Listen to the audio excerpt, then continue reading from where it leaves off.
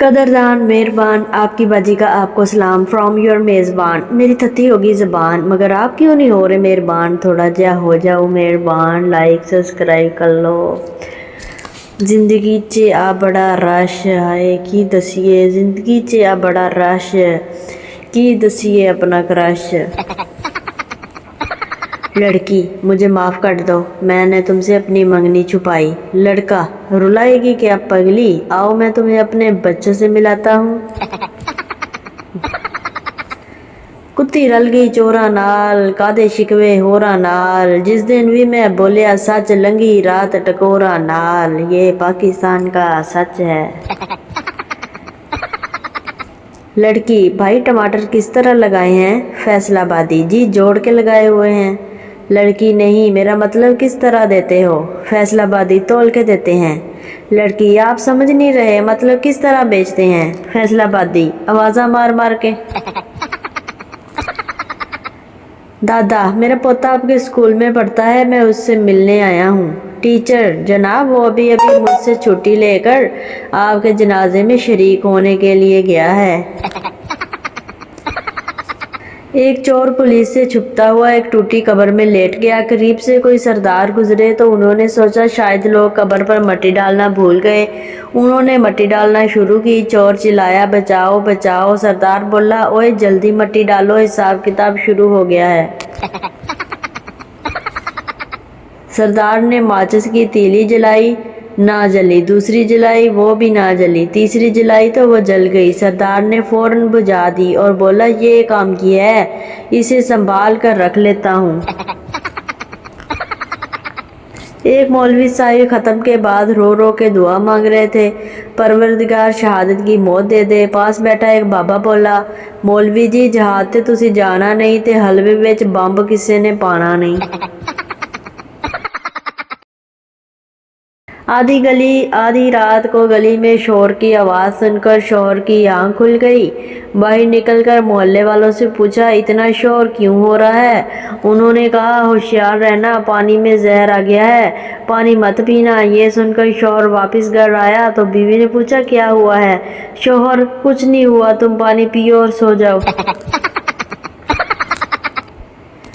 शेख साहिब के घर कुछ रिश्तेदार उनसे मिलने के लिए आए। बीवी ने शेख साहिब को किचन में बुलाया और कहा चीनी नहीं है। शेख साहिब ने अपनी बीवी से कहा हमेशा की तरह पत्ती और दूध कम और पानी ज़्यादा डालकर चाय बनाओ, बाकी मैं संभाल लूँगा। बीवी ने मेहमानों को चाय पेश की तो शेख साहिब ने कहा इसमें से एक कप में चीनी नहीं है, वो जिसके हिस्से में आएगी। हम सब कल बीवी बच्चों के साथ उसके घर मेहमान होंगे।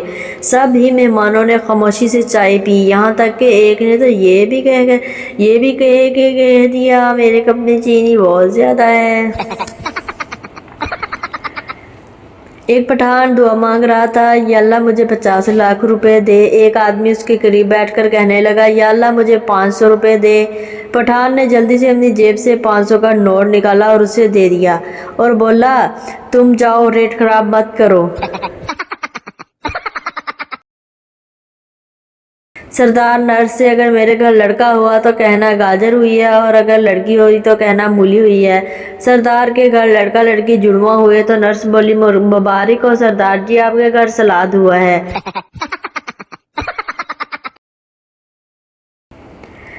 आज मैंने घर वालों से कहा कि सर्दियां आ गई हैं, मेरे से अकेला नहीं सोया जाता। तो घर वालों ने कहा कि कोई बात नहीं बेटा, तुम दादाजी के साथ सो जाया करो।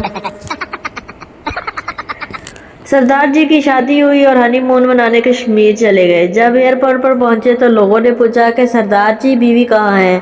सरदार जी कहने लगे वो घर पर है, उसने कश्मीर पहले से देखा हुआ है। टीचर गुस्ल के कितने फ़राइज़ हैं, पप्पू फ़राइज़ क्या होते हैं। टीचर जिनके बगैर गुस्ल नहीं होता। पप्पू 4। टीचर शाबाश, बताओ कौन कौन से। पप्पू बोला साबुन, बाल्टी, मग्गा और शैम्पू। एक लड़के को इम्तिहान में कुछ नहीं आता था। उसने सीधी लाइनें लगा दी और कहा कि बराए मेहरबानी स्क्रैच करके जवाब पढ़ लें। लड़की वाले हमें आपका बेटा पसंद नहीं है। घर वाले मेरी तरफ देखते हुए बोले पसंद तो हमें भी नहीं है, तो क्या घर से निकाल दें। یہ لطیفہ ایک یونیورسٹی کے پروفیسر کا ہے جو لیکچر دے رہے تھے۔ جیسے ہی انہوں نے لیکچر شروع کیا، ایک طالب علم نے سیٹی بجائی۔ پروفیسر رکے اور پوچھا، کس نے سیٹی بجائی؟ لیکن کوئی جواب نہ ملا۔